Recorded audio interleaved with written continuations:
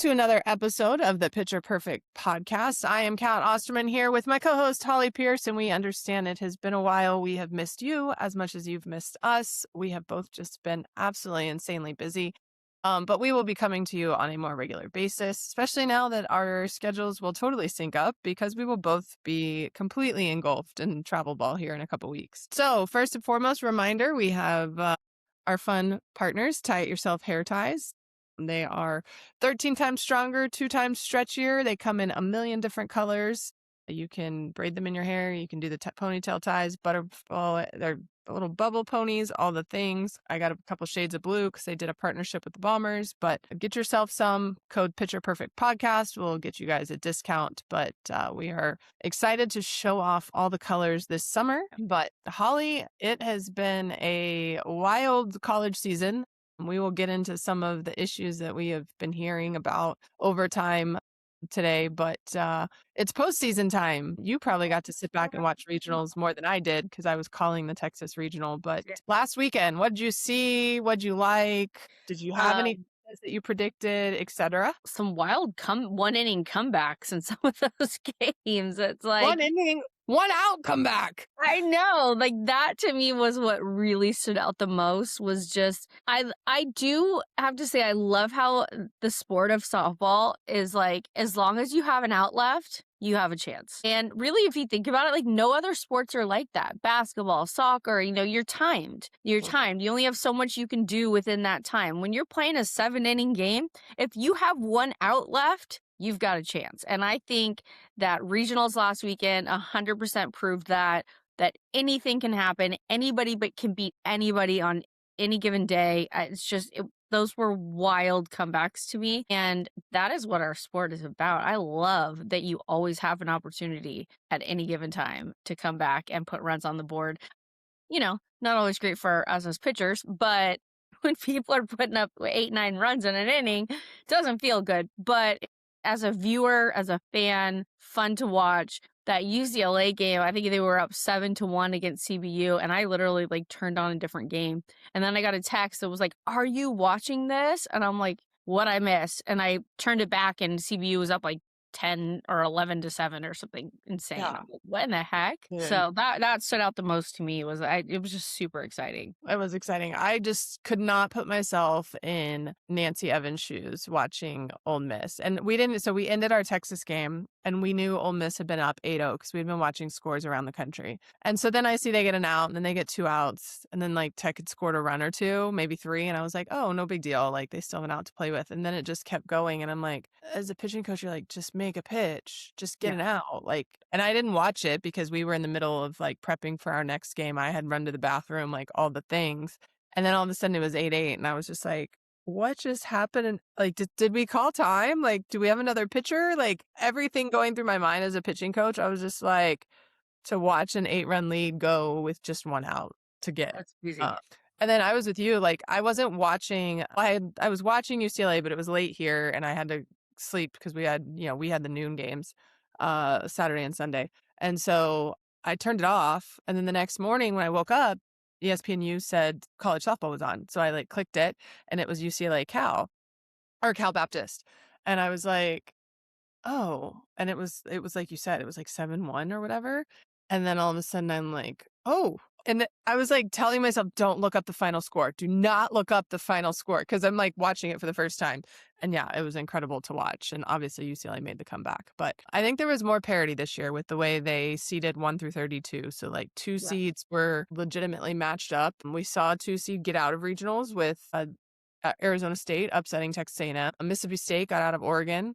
Yeah. So I think obviously Oregon not completely healthy with Lindsey Green not throwing and her eye infection, but I wish her the best. I think I read on social media that I think going into the emergency room for her eye infection actually probably saved more than just her eye, but it could have been something actually life-threatening.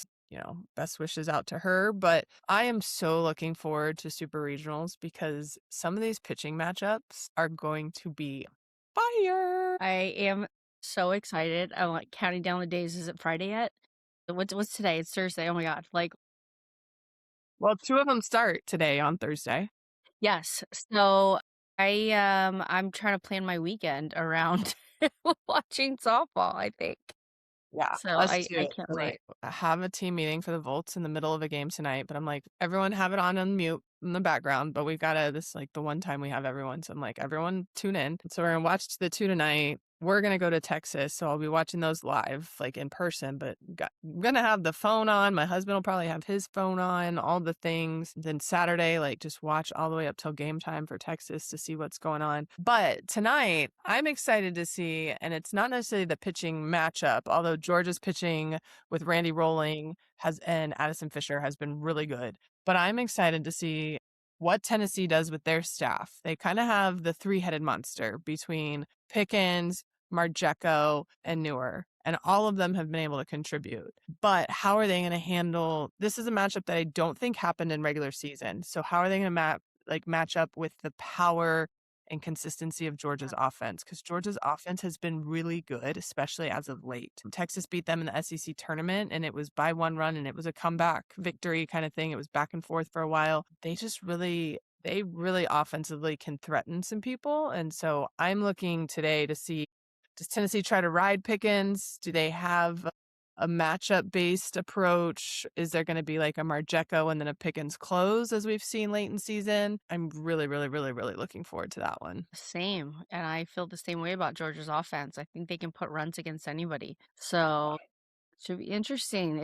It's a hitter's game right now, and I feel like it has been, for a little while. But I heard some stats yesterday. I was on the Alliance Coaches Box, and I can't even remember them off the top of my head. But the amount of home runs that are up this season, and how many Oh, it's like less 1,200 more home strikeouts, runs, something. something insane, and it's like 1,400 less strikeouts or something like Yeah. that. I mean, it's like the offense is just exploding. And so and I think when that happens, again, unfortunate to pitchers, but it makes it so that as a fan, when you're watching softball, truly anybody but can be anybody. You just got to outscore the other team, right? So the fact that we have these explosive offenses really makes almost any game kind of a toss up. And that to me is like really fun. Seeing Georgia's offense, what they end up doing against Tennessee, I think anybody could take it here. I don't know. It's going to be interesting to watch. No, it is. And then the other one that starts tonight, I think might be one of the best pitching matchups. And granted, let's remember they're all from the same area, but it's going to be Jordy Fromm, Alexis Jensen for Nebraska against Ruby Malin, who is a Nebraska native pitching for Oklahoma State. Now, the flip side is Ruby does not, let's be real, does not have a lot of help in the circle. It's gonna be Ruby's show unless they get a big lead, which is I feel like is gonna be hard to do against Jensen and Fromm. But that one interests me just because again, Nebraska's trying to get back to the World Series, big senior class led by Jordy Fromm, who went home to, put Nebraska on the map. She's brought some people with her. Um, and a lot of them just have so much Nebraska pride. And then you have Oklahoma State, who last weekend just really was hitting on all cylinders. And, they just always seem to be good down the stretch. Kenny has had them in the postseason and elite level in the postseason for so many years that it'll be exciting. And Ruby Malin's pitching with a little chip on her shoulder, just her senior year. I know Kenny told us before Big 12 tournament, she was kind of upset that she didn't get drafted. So there's a chip on her shoulder to prove that, she deserves a spot in AUSL. And he told me that. And I was like, don't look at me. I had the second pick and Nyjah was there and she's in Texas. Like I'm running a Texas team, but I think she's got some motivation and there's a fire in her that wants to get back to the World Series. So that one I think might be one of the elite pitching matchups. I agree. Yeah, I agree. Ruby Malin, and the little that I have met her and talked to her, and I just think if there's a pitcher that is capable of just digging in and putting her team on her back, Ruby Malin's capable of that. She definitely has the mental fortitude, and like you said, the little bit of a chip on her shoulder that, you talk about like one person just saying, get on my back, let's go. I think that Ruby Malin has that in her. So it'll be really fun if she's able to do that this weekend and then carry that through next week to see, because I'm a big Ruby Malin fan.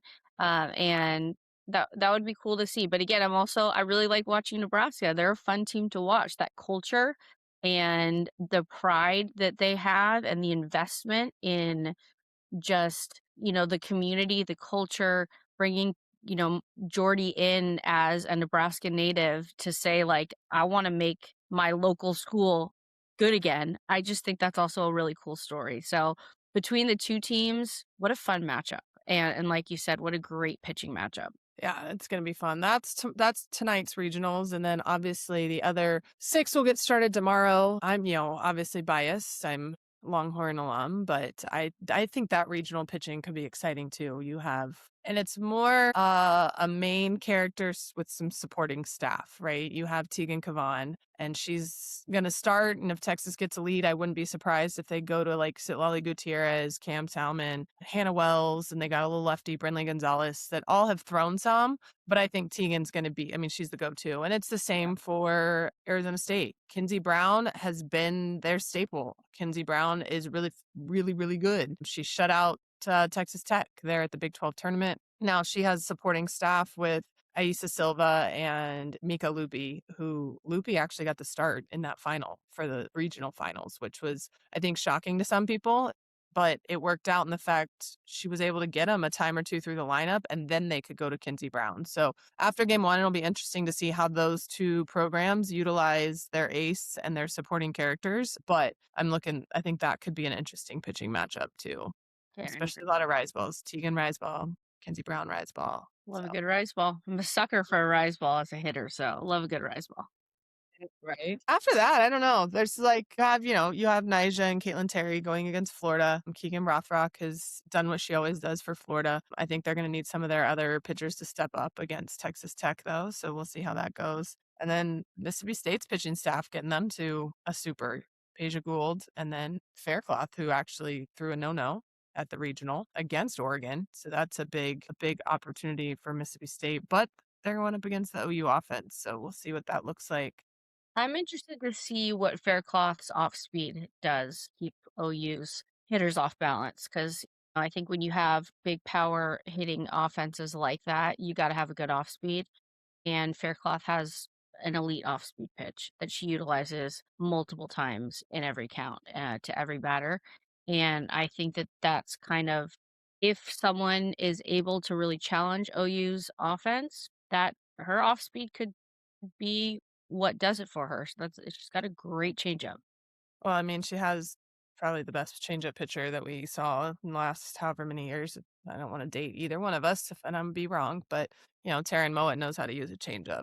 If there's anyone that does, it's her. So she's calling pitches and does an incredible job there. So yeah, after that, I'm excited to see. I mean, I think UCLA really. Taylor Tinsley's kind of who they're riding, but then UCF has a whole staff, and any given day, I mean, I think they started the year with like 8 or 9 and pretty much using like 5, maybe 6 now. It might even be at like 4, but they all offer something different. So it could be interesting to see how they use their staff against UCLA, like one time through and then switch, or are you going to go a couple innings and let somebody, get in trouble or not? It'll be interesting. They when everything's stacked against them, they just something I don't know what happens, but that the Bruin magic is real. No, it is real. It is real, and they do have to go to LA. So it's that super, no matter who hosted, was going to be horrendous for somebody because UCF is going to LA, which means you're up way later than you normally are. Mm-hmm. But at the same time, if you're UCLA, you're going and losing hours. So like your internal clock is thrown off. So that's a crazy travel for a super. But I think the other one and I know you got a girl in this one, but Bama and Ellis, Bama has Brisky and Moten, and honestly, they have a third arm that they haven't used a lot lately, but is very capable of having quality innings. But then you have LSU, who has Jaden Huebner, your girl, Cece Salura, and then Peyton Monticelli, who's kind of embraced a closer role, but really has had some good outings for them here late as well. So that could be an interesting matchup, and that's one I think a lot of people, because it's 1-16, so people thought like, oh, Bama, think LSU can give them a run for their money, especially with how they've been playing lately. Yeah, I agree. I hope that that's just a good series with some good games. I think, like you said, Bama being number one, they're walking into a tough challenge for LSU, but they've got a good staff, and I think they're really utilizing their staff too.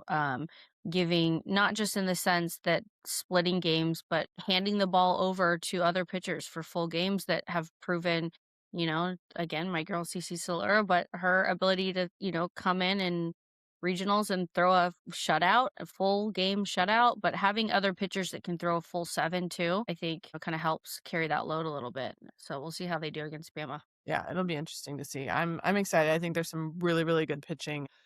I think the biggest thing for players that are listening to this and even parents as you listen to this is like watch how effective pitchers are. And when we say effective, it's not just getting the swing and miss, but it's talking about, and this leads us into today's topic, but seeing how efficient they are as well as how they manage the zone.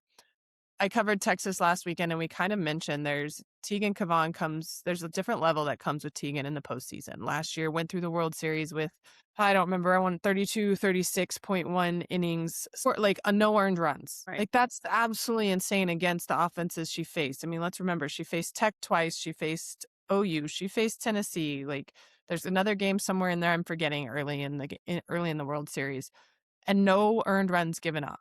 But then SEC tournament, Bama scores 1 on a home run. And then last weekend at regionals, and she didn't have to get taxed last weekend at regionals. She didn't have to throw game 1, but she just controlled the zone and attacked the zone a lot better. And I say better in the sense of she wasn't going 12, 13 pitch deep in counts very often. Yeah. She was attacking early, then able to stretch, not attacking around and then barely stretching and getting a lot of foul balls. And I think you and I talked about this as a topic a while ago and we just haven't had time to record, but I called a game. It was Georgia Tech at Virginia, and this was in March. So this was well over a month ago. And I watched the Virginia pitcher, and I am not joking with you when I think it was 7 out of the first 10 or 8 out of the first 10.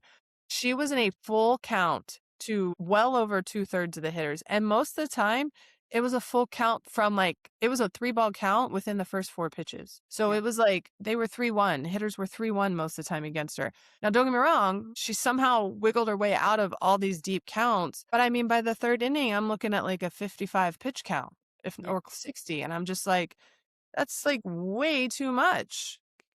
If you're efficient, and I think pitchers don't put that in perspective. The more efficient you are, the longer you're going to be able to be successful because you're not having to show them all your pitches within in one at bat. When you go into a 10, 11, 12 pitch at bat, now you've shown them a changeup, you've probably shown them your rise ball, you've shown them your 3rd pitch that maybe it's good, maybe it's not, and now they know whether it's good or not. So I think sometimes, as much as we love strikeouts, is you have to be efficient. And if that means you jam somebody and get a weak ground out early in the game, you take it. Maybe you strike them out later in a longer at bat, but we want to be getting stronger as the game goes on. And when you throw 50, 60 pitches in the first 2 or 3 innings, like there's a cutoff point where you're not going to continue to get stronger. You are going to start to plateau and eventually get tired. And I don't know, you with the range and everything, how often do you guys talk about efficiency and how often do you do, and even I have one drill that we did when I was a college coach, but what do you do to help train them with efficiency? Well, all of our charted bullpens we're working on the ability to put the ball where you want to put it. And woven into that conversation is the importance of working ahead, getting your first pitch strike. I mean, first of all, there's so many reasons why we want to work ahead, but a hitter's batting average when you get that first pitch strike goes down significantly. If we can get 0-1 versus 1-0, you're giving yourself a much better chance to get that hitter out. You're also, you're able to now you're in the driver's seat. You're able to put the hitter in a position where now she has to defend and she's got to swing at your pitch there when you're ahead in the count. So you're able to get her to chase more often. But how we work it into our bullpens is just, we work situational type bullpens where we're working sets of 5 on first pitch strikes. We're working on getting to 2 strikes as quick as possible. We're simulating those types of things. Then, we can expand with 2 pitches or depending on the situation. We're also working on expanding the zone versus attacking the zone. And what are those scenarios and situations where we just want to get out of the at bat as quick as possible? Maybe a weaker hitter lower down in the lineup. And we're not going to go crazy on 0-2 and expand all over the place. Let's just get them out. Let's get them out in 3 pitches. But understanding the situations where we really want to limit how much we expand, but always working ahead. We always are working on working ahead. And that really starts with command. So placing the ball in good spots, especially for the first pitch to each batter. And, when you were talking about that 55 pitch count by the 3rd inning, a lot of times when we talk about pitch counts, we're talking about pitch counts in the sense of how taxing that is on the pitcher's arm. But we also have to look at it about 55 pitches by the third inning is 55 pitches the offense got to see. And a lot of times pitcher or hitters are timing up pitches on their takes. So they're getting their timing within the at bat, not always on swings. Sometimes they're on takes. You throw them a couple balls that are kind of close, and they're able to kind of time those up. So when you do bring the ball in the zone, now they're on time. And so the more pitches that you're throwing, like you said, they're able to see kind of more of what's in your arsenal, but they're also able to see their time, get their timing down, on those take pitches. The more you throw during that bat, their timing is going to be better. So I think in general, yeah, to answer your question, we work command, and we talk about those things. We talk about the importance of working ahead, getting 2 strikes fast. And when do we want to just attack the zone, in what situations, and just get in and out of the inning quick? Yeah. So when I coached at Texas State, we did a 3-pitch scrimmage, basically. So when a hitter came up, the pitcher had to get him out in 3, and if not, then the hitter wins, right? But the object was for the hitter too. Like if there's a strike, you have to the goal is to try to be aggressive. So, Right. but yeah, pitchers 3 pitches, get them out, attack the zone, which forces you to try to go like you said, 0-1, 0-2, and then now you're really forcing the hitter to swing, right? But I think we did it too this past fall with the Bombers on one of our org nightly workouts. Was we gave them a 1-1 count, and I said, okay, pitchers, you get 3 pitches. Now I challenged ours and was like, and one of the 3 has to be a changeup. And some Love of that. them were like, I'm like, you better figure out where you're going to use that changeup. Now, Hmm. if the hitter swings at the first pitch you offer, then obviously you don't have to use the changeup, because I'm not going to force you to throw a changeup first pitch, or the hitter knows what it is every time. But we didn't tell the hitters that the pitchers had to use a changeup, right? They just knew that they had 3 pitches. And so after a while, and finally I was like, hitters, have you guys figured anything out of what they're doing? And someone was like, what? Huh? And I'm like, pitchers, like, what do you? And they're like, well, we only have 3 pitches and we have to throw a changeup. So most of the time after pitch 1, they threw a changeup. And I'm sitting here going, none of you have noticed that the second pitch is almost always a changeup. Awareness. Gotta have Right. awareness. Pitchers, but after the first time through, the pitchers were like, what if they start picking up on it? Like, then what do we do? I'm like, well, why don't you then throw it in the first pitch? Or if you know second pitch is going to be a rise ball out of the zone, then you can use it for the third. Like, if you're trying to throw a ball, and if they chase it, I'll give you the count. Like, I won't force, you're not losing because you didn't throw a changeup. I was like, and so it got the pitchers thinking. But then I was laughing because I'm like, the hitters didn't even notice. We could have totally had a pattern, and it was just so. But I do think anytime you're working and you try to limit how many pitches a pitcher has, and they have to try to go at hitters. But like you said, I mean, all of this goes out the window if you don't have command. And I think that's the biggest thing. And you and I have talked about it over and over. So if you've listened to this podcast, you have heard us talk about command. But I think with command comes efficiency. And there have been so many times that my partner Alex always wants a cat cam in our booth, because obviously I am very intent on what pitchers are doing. And there are times balls are just nowhere close, and I'm just like this. Or I go, what was that? And there are times he watches one and he looks at me and I'm like, she let it fly. I don't know what to tell you. And when it happens once in a blue moon, fine. But when you watch a whole game and your misses are so big that all it's doing is adding pitches to your strikes, to your pitch count, Yeah. that's not helping you set up a hitter. Like a pitch 3 feet off the plate, unless you have thrown one on the corner, half ball off, whole ball off, now we're 2 balls off, now we're in the chalk, and they're continuing to swing, which usually doesn't happen. That 3-foot curveball isn't helping you. The Yeah. changeup that never gets to the plate. Now, I'm not saying you can't bounce in the dirt. You can bounce in the dirt after it's gotten to the plate, but the one that never gets to the plate or only gets to 38 feet, it's really not helping you. Yeah, and that ties into, your ability to work efficiency is also going to help your strike zone management. We talked about this before off camera, but continually edging the zone, you're right there, and then you make half a ball adjustment. The umpire's a lot more likely to give you that strike than if you're missing 3 feet, 5 feet, 3 feet, 3 feet, and then you put one in that questionable zone. He's more likely to call that a ball. But if you're continually you're getting it, it's right there, right there, and now it's a half ball adjustment, a lot more likely to give it to you as a strike. But pitchers who are missing all over the place and they put one in the river, and then they're like, what? That was right there. And it's like, yeah, but you missed the last 5, like everywhere.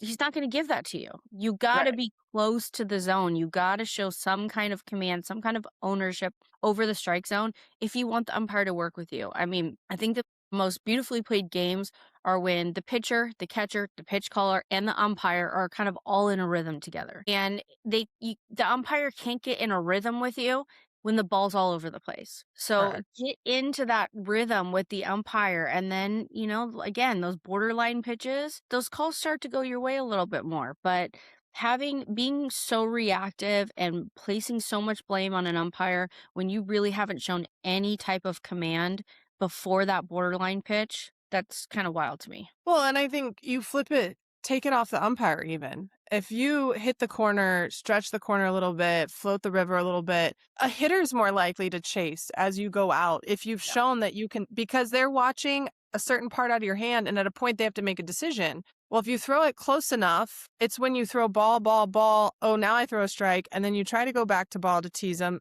They already know that you probably aren't throwing a strike because you Right. haven't shown that you can throw the strike, which goes back to, and again, I watched a ton of Tegan Kavan this past weekend, is when she has the multi-level rise ball, right? And she can tail it a little bit out like a screwball.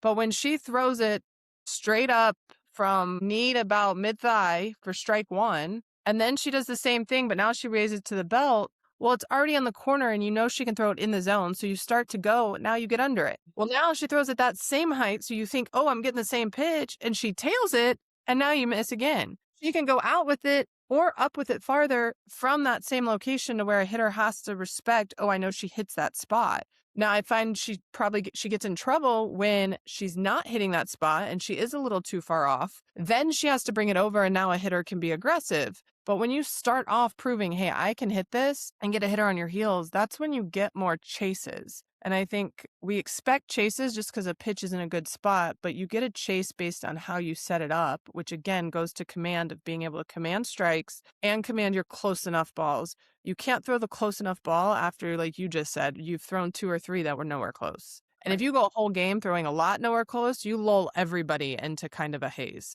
Now, don't get me wrong. I do think there have been some tighter zones this year. I mean, I've watched some games where I'm like, not really sure where that pitch missed, or I thought it split the corner, and it's like, we have to allow pitchers to split the corner. Whole ball doesn't have to be on the plate, right? But at the same time, pitchers, every call doesn't have to go your way for you to have success. Agreed. Agreed. I think, the talk about how many home runs there's been, I've had a few people posted a couple things, posted a reel last week or 2 weeks ago where Tony was talking about, like, not every miss down the middle is hit for a home run, but if you go back and look at most home runs, they're usually, like, centered pitches. So not every mistake is a home run, but every home run is usually a mistake over the plate. And there was a couple comments that were like, well, that's on the umpire. They're forcing the pitcher to put it over the plate. And I'm like, I'm a solution-based person, right? It's not, to me, it's like, okay, well, let's figure out how to work within that. Like, there's a solution there. And, working ahead, obviously, that's a solution. Having more command solution, putting batters in a situation where they've got to swing more often at those pitches, that's a solution. But to me, like you said, yes, strike zones have been tight, but I don't think it all falls on the umpire. There's got to be some solutions that we can give pitchers to help work through that. Otherwise, what we just they're stuck and we put the blame all on the umpire and then we're like, sorry, that's just the way it is. You're going to give up home runs or you're going to walk people. Like, I don't think it has to be that. I'm gonna throw something out that's my hot take. Some people may agree, some people may not. I think I see a lot of pitchers who have curveballs and rise balls that are not true spin. And when you don't have true spin, you miss, they get hit hard. So unless you're throwing 68 to 70 with that not true spin, you're going to get hit and it's going to probably leave the yard. And to your point, go Texas versus Baylor for the regional championship. The first at bat Katie Stewart has, Peyton Tanner goes inside. If you scouted Peyton Tanner against Wisconsin, she maybe threw 5 inside pitches. She did not live arm side very much. She lives very much curveball changeup on the outer half. She tries to go a little bit up and into Katie Stewart. It's not a bad pitch. It was not plated. Might have been a little, but it was not bad. It was in a decent height. Katie Stewart probably was like, hey, I don't know what happened during season because I didn't go back and watch those 2 games. But like Katie Stewart looked ready for the up and in and hammered it. So then the next 2 at-bats later, they walked her in one. 2 at-bats later, Katie Stewart's up again. Well, she probably knows she's not getting inside after she just hammered it 295 feet is how far it went. So now she's sitting on outer half, which fine, but Peyton Tanner doesn't move the ball to the corner. It is middle out. So what happens? Katie Stewart hits another one. Because again, we're not trying to own middle out. And I don't know about you, but I don't teach pitchers middle out. Like, we're not trying to go there. And so, but I do think too, I watch a lot of these, and when you see the slow-mo, the spin is not in true fashion or tight enough. Those two things come into play. So if you're a pitcher and you get on a Rapsodo, a TrackMan, a Flight Scope, all the things, whatever the new ball is that you can do, like, look at your spin and try before college to get to a place where your spin, and it doesn't have to be perfect, but if you're throwing a rise ball, get more backspin as opposed to corkscrew. If you're trying to go curve, get more horizontal, then corkscrew can be hit out, especially if it's not tight. Right. And then the other thing is, if you have spin, try to work on getting it tight and faster. Yeah. I think, again, like, people just talk, and I worked we've talked to my dad. I worked at a very, very young age to spin the ball correctly and spin it as fast as possible. And maybe spinning it as fast as possible is why I didn't throw harder, but I wouldn't trade it. Because when you spin it as fast and when hitters can hear, like, when I throw a pitch, you can hear the spin. Right. And when you can hear that, they're like, oof, that's spinning fast. Like, now they know they have to square it up even more so. So I think that is some of what I see from pitching too, is I think, and we've talked about it in developmental parts, is we want to learn all the pitches. So we just don't perfect spins. And I think you see pitchers, the ones we've talked about. So Tegan Cavan, rise ball multi-levels, started throwing her drop ball last year, has a changeup. Jordy Fromm, really good rise ball, really good drop ball, changeup. Ruby Malin, really good drop ball, learned a really good rise ball this year, which has been the difference maker, tries to throw an off speed.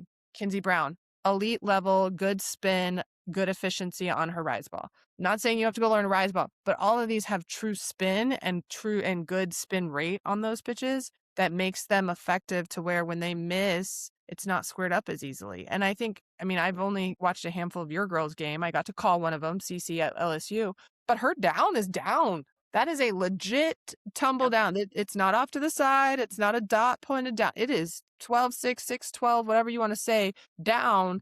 And there are times she throws that, and when you can tell when it really rips off, and there's like double-digit down coming out of that hand. Again, the efficiency of that pitch, being able to command it with that spin and that efficiency is what allows her to be successful. And so I think that's it too, is the developmental piece. Pitchers and parents sometimes sacrifice in the fall to maybe not be as good if you're working on perfecting spin or trying to make it faster. So I would ask you then, because all of the pitchers you just mentioned have vertical spin up or down. And yeah, vertical spin up or down.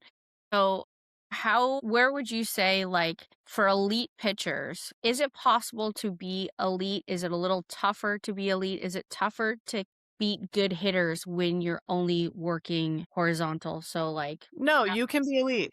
Let me say, and we need to ask her to be a guest, because we had someone comment that Randy Rupp needed to come on because I talk about her a lot. Randy Rupp was with me at Texas State. She beat Texas 4 or 5 times one season. She had a curveball, a backdoor, and a changeup. And her senior year, we had a rise ball that we showed a little bit, but we didn't throw that a whole lot her first 3 years. She was able to command a curveball, corner stretch, command a changeup that tunneled, work the inner half when we needed to.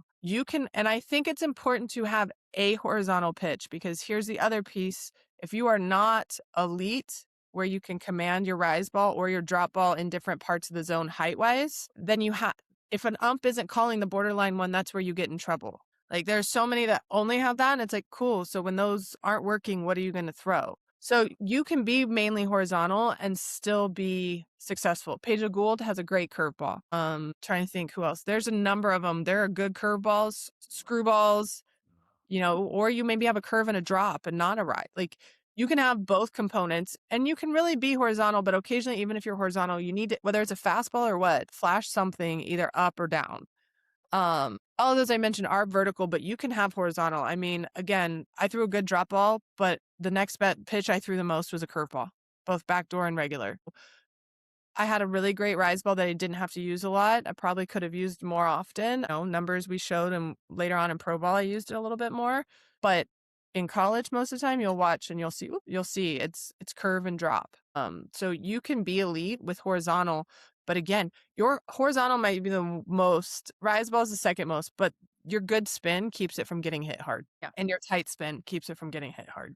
This is why so many with off speed curves are good. One, it's off speed, but a lot of times when you're throwing an off speed curve, it's tight spin because that slow pitch can't move unless you spin it fast. Right.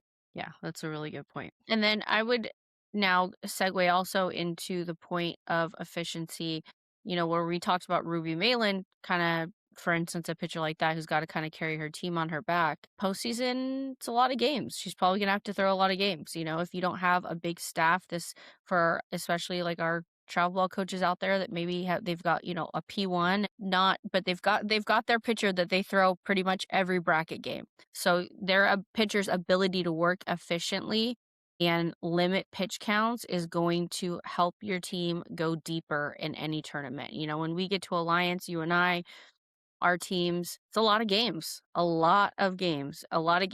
multiple days. You go right from, I don't know if you guys are going to Oklahoma. Also, we're doing Oklahoma to Colorado to Indiana for Alliance. I mean, that's a lot of pitches on our P1. And, again, depending on you and I, at the level that we coach at, we're probably more blessed than a lot of teams where we do have, we've got like 5 pitchers on our team. So we've got a lot of arms that we can go to. But there's a lot of teams out there. I'm sure a lot of coaches, you guys can relate. You may have like 2 dependable arms, maybe 1. But limiting those pitch counts is going to help your pitchers, your P1, go deeper into those tournaments and still be effective when you get to Championship Sunday. Yeah, no, for sure. There's nothing. And I think some of that comes into scouting. If you're playing teams that you're familiar with, like if you're facing a team that's not aggressive, don't mess around. Why are you throwing a rise ball the first pitch? If you have a team that's not aggressive, 1-1 count, don't throw a rise ball. Like, don't put her in a 2-1 count to add pitches to our arms. So I think some of it is sensing the game too. And, occasionally we play the same teams over and over and over. And if I know a hitter is a pretty free swinger at pitch 1, I may be like, throw a change up in the zone. Let her pull it for a ground ball out. Like, hey, we're going to jam her. Let her fly out. Let her whatever. 1 out, 1 pitch, 1 out. That's better for you later on. Yeah. And she's only seen 1 pitch. And if she got out on it, we may or may not throw it the next at bat. So she has to think, are they going to go inside again? Are they not? Like, what are we doing? So, but I don't think we do enough with efficiency and keeping pitchers, like keeping track of it for pitchers. So for pitching coaches that are listening to this, or travel ball coaches that, you're the one in charge of pitchers, I circle when we've wasted a pitch and I don't like it, I circle it. So that way after the game, they can come and look, how many red circles are there? And if it's too many, then we know, well, yes, we may have won. Could we have been more efficient? How many pitches did we put on our arm that we didn't need to? Now, don't get me wrong. I also circle ones that are close and see, okay, how many extra pitches did that one, the no call or the one that was borderline, did we add to it? Were we able to respond right away, or did we go 2 more balls before we threw another good pitch? So I think that's the big thing is keep track of it, but also talk to your pitchers about it, because a lot of them don't understand how many more pitches they really put on their arm, and they could be useful the next game or later on with less pitches and be better. Because I think that's the other thing. And keep in mind, like, everyone talks about how many pitches they throw in a game, but you got to add how many pitches they threw to warm up too. Yes. And if you're going to use them again, how many pitches are you going to throw in the middle to warm up, right? And, we've talked about pregame bullpens and what those should look like and how you can minimize pitches to be able to be more efficient even there. But keep track of and if your pitcher has an efficient at bat, like if against somebody, highlight that at bat. Go back to AGL or whatever Game Changer, whatever you use with all the clips, and pull it and be like, hey, this is efficient. And here's why. Because you hit this, then it opened up this, and then we were able to do this. And in 3 pitches, we got her out. And the rise ball was great. She just barely touched it for a foul ball. We're not worried that she barely touched it because we got her out. Yeah. And I would also say that, all of us as pitchers love a good strikeout, but typically strikeout type pitchers, they're going to have higher pitch counts. You're throwing more pitches to every batter. So if you are a pitch to contact type pitcher as a coach, if you have pitch to contact type pitchers, that is okay. Like the strikeout in a big situation, bases loaded, yeah, let's get a strikeout here. Come on. But if you're getting like first pitch ground balls, that is you can get out of a pitch at an inning in 5 or 3 to 5 pitches sometimes. Yeah. Like if you're getting people that are swinging early. So, that is I would say something to be mindful of if you're a pitch to contact type pitcher, that is okay. That's something to be proud of. It's good. You're going to throw a lot less pitches over that game if you've got some good defense behind you and you're just putting the ball in the zone early, working efficiently, let your defense do the work. Yeah. Well, or even late in a tournament. The farther you go, the more tired you are if you're the same pitcher being used. And I was the only pitcher on a team for a while because everyone quit right before season started. So literally I had to throw everything. And so later in the tournament, my dad would be like, just focus on using your legs, spin it, and hope for pop-ups. Like, all right, cool. I'm just going to go feed some rise balls in the zone and hopefully we get some pop-ups, right? And then the flip side of that, there was a season in pro ball. Tim Walton was our head coach, and I was coming off of surgery. And so I was in shape to throw, but I was not in cat prime shape for pitching, right? I could pitch, but control wasn't where I wanted it. Movement wasn't really where I wanted it yet. And I was getting frustrated one game, and Tim called time and came out there, and he looked at me and he said, hey, why don't you make a game of this? And I'm like, it's always a game. I'm trying to make him swing and miss. What are you talking about? And he was like, no, make a game of this. Try to retire this hitter in 4 pitches or less. And then next inning, our goal is going to be 14 pitches or less. And like, it slowly started to like get in that thing, And he's like, just try to be more efficient. He's like, try to roll the ground ball instead of try to get the swing and miss. And I was like, he's like, if you're struggling to get what you want out of the pitch, use the pitch to your advantage. And I kind of was like, huh. And then you fast forward, there was a little bit later that we're playing a game and you can totally see the weather coming in. My catcher called time and she goes, hey, weather's about to hit. How about we try to end this inning in 11 pitches or less? And I was like, money, let's go. And I think we ended in 10 maybe. Awesome. But then all of a sudden we started playing a game that kept me in it without getting frustrated for myself. But at the same time, I was efficient. And it started making me think like strikeouts are great. But also being able to be fresh in the 7th inning or fresher in the 7th inning because I haven't thrown 120 pitches. It feels a little bit better, especially when you're old. Yeah.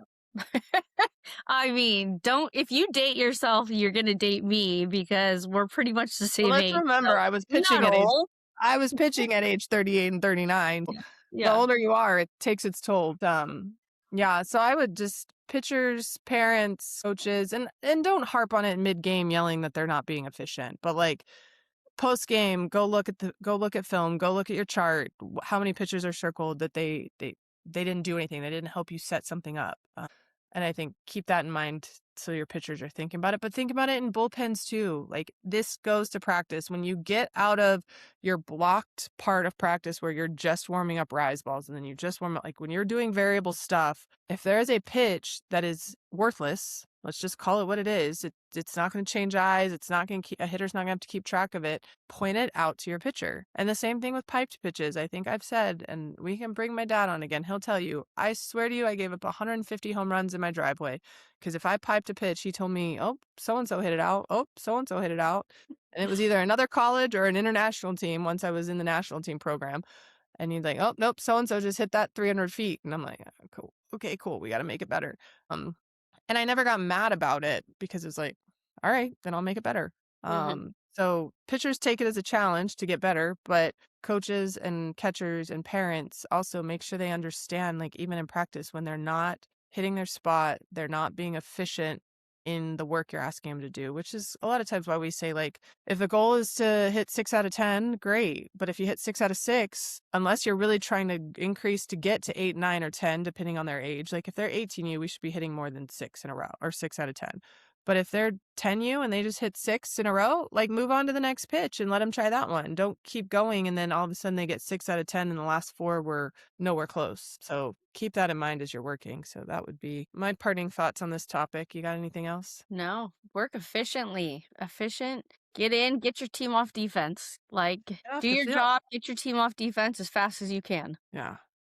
So, all right. Well, we're going to have to meet up next week now because we just made an episode and we said we're going to be consistent. So we will drop another podcast next week after Super Regionals have completed. Talk about pitching headed into the World Series, amongst other topics that we think of. But welcome back to the Pitcher Perfect podcast. We are excited to bring you our episodes as summer continues. But as always, if you guys have topics you want us to talk about, questions you want answered, drop them in the comments. Follow us, like, subscribe, share, Spotify, YouTube, obviously our Instagram. We are very active on, so interact with us in all ways. And we look forward to episode next week with you guys. And again, visit Tie It Yourself Hair Ties. Get those hair ties. You can tie them in multiple different sizes, levels, strength, colors, all the things. It is a hair tie paradise. So Picture Perfect podcast and your code to get a percentage off. And we will see you guys next week. All right, have fun watching softball this weekend.